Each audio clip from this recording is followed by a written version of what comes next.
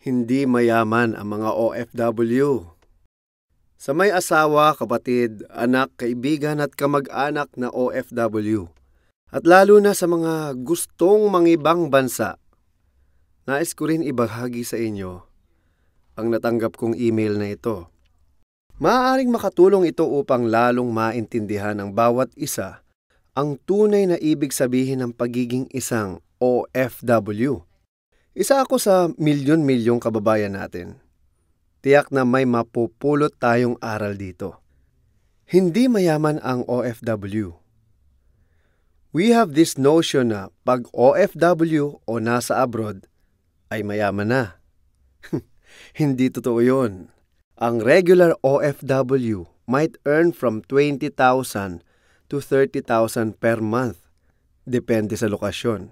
Yung mga taga-Saudi or US siguro, mas malaki ang sweldo. But to say that they're rich is a fallacy. Amen! Malaki ang pangangailangan kaya karamihan sa amin ay nag-a-abroad. Maraming bunganga ang kailangan pakainin kaya umaalis kami sa Pinas. Madalas, 3/4 o kalahati ng sweldo ay napupunta sa tuition ng anak at gastusin ng pamilya. Mahirap maging OFW. Kailangan namin magtipid hanggang kaya. Masarap ang pagkain sa abroad, pero madalas na paksiw o adobo. At itlog lang ang tinitira para makaipon. Pagdating ng kinsenas o katapusan, ang unang tinitingnan ang conversion ng peso sa dollar o real o euro. Mas okay na kami na lang ang magutom kaysa gutumin ang pamilya. Kapag umuwi kami, kailangan may baon, pasalubong kahit konti. Kasi maraming kamag-anak ang sumusundo sa airport o naghihintay sa probinsya. Alam niyo naman pag Pinoy, yung chismis na OFW ka surely attracts a lot of kin.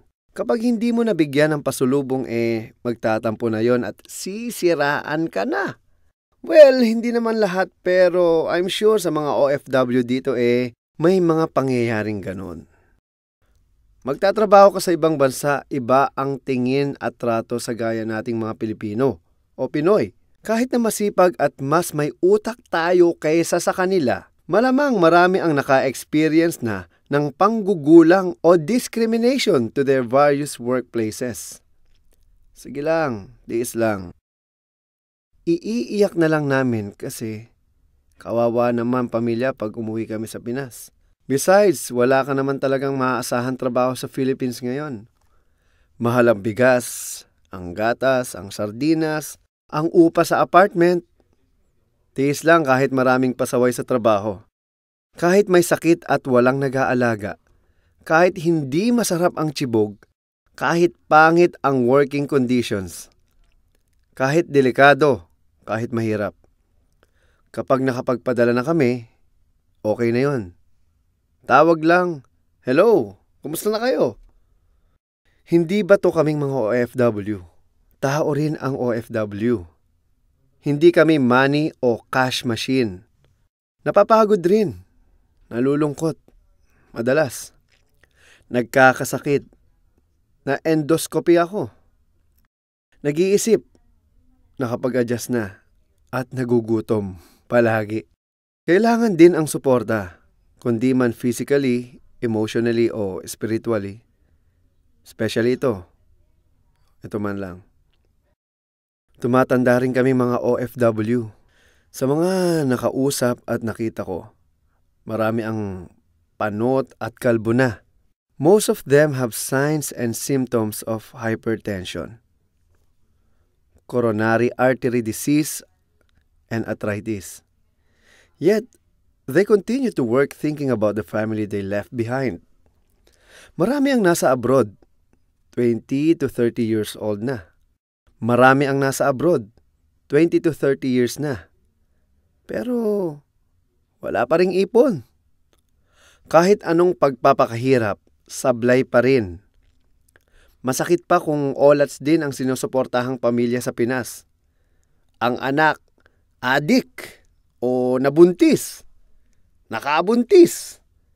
Ang asawa, girlfriend o boyfriend, may kinakasamang iba. Ang kapatid na kontento na lang na umasa at tumambay. Naalala ko tuloy yung sikat na kanta dati. Napakasakit, Kuya Eddie. Bayani kaming mga OFW. Totoo yun. Ngayon ko lang na-realize na bayani ang OFW sa maraming bagay. Hindi bayani na tulad ni Nora Honor o Flor Contemplacion. Bayani in the truest sense of the word. Hindi katulad ni Rizal o Bonifacio na kalayaan ang ipinaglaban. Mas higit pa doon. Mas maraming gera at gulo ang pinasok ng OFW para lang mabuhay. Mas maraming politika ang kailangang suungin para lang tumagal sa trabaho. Lalo na't parang mga ahas at parang mga amag ang mga kasama sa trabaho. Mas mahaba ang pasensya namin kaysa sa mga ordinaryong kongresista o senador sa Philippines dahil sa takot namin na mawalan ng trabaho at sweldo. Matindi kami mga OFW. Matindi ang Pinoy. Matindi pa sa daga o cockroaches which survive the cataclysmic evolution. Maraming sakripisyo pero walang makitang tangible solutions or consequences. Malas naming mga OFW. Swerte ng mga buwayang politiko. Hindi umuupo ang OFW para magbigay ng autograph o interviewin ng media. Unless nakidnap o namaltrato. Madalas nasa sidelines lang ang OFW. Kapag lilisan ng bansa, malungkot and on the verge of tears. Kapag dumarating, swerte pag may sundo. Madalas naman meron. Kapag naubos na ang ipon at wala nang maibigay, wala na rin ang kamag-anak. Sana sikat kaming mga OFW para may boses kami sa kamera. Ang swerte ng mga buhayang politiko, ha? Nakaupo lang sila at ginagastusan ng pera ng Filipino. Hindi nga lang sila naiinitan ng matinding araw o napapaso ng langis. Napapagalitan at nasasampal ng amo. Kumakain ng paksiw para makatipid. Nakatira sa compound with condition less than favorable. Nakikisama sa ibang lahi para mabuhay. Ang swerte niyo mga buhayang politiko kayo, ha? Matatag ang OFW. Mas matatag pa sa sundalo o kung anong grupo na alam nyo. Magaling sa reverse psychology, negotiations, at counter-attacks. Tatagal ba ang OFW? Tatagal at dadami pa kami hanggat hindi pa namin alam kung kailan magbabago ang Philippines. Kailan nga kaya? O may tsansa pa ba? Masarap isipin na kasama mo ang pamilya mo araw-araw. Nakikita mo ang mga anak mong lumalaki at naaalagaan ng maayos na kasama ka.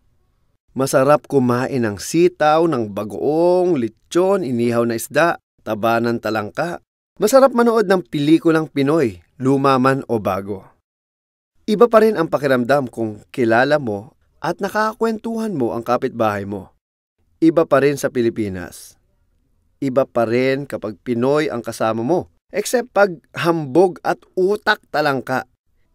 Iba pa rin pag nagkwento ka at naintindihan ng iba ang sinasabi mo. Iba pa rin ang tunog ng, mahal kita. Day. Inday, diin ka na subonghaw. Ginahan gid ko.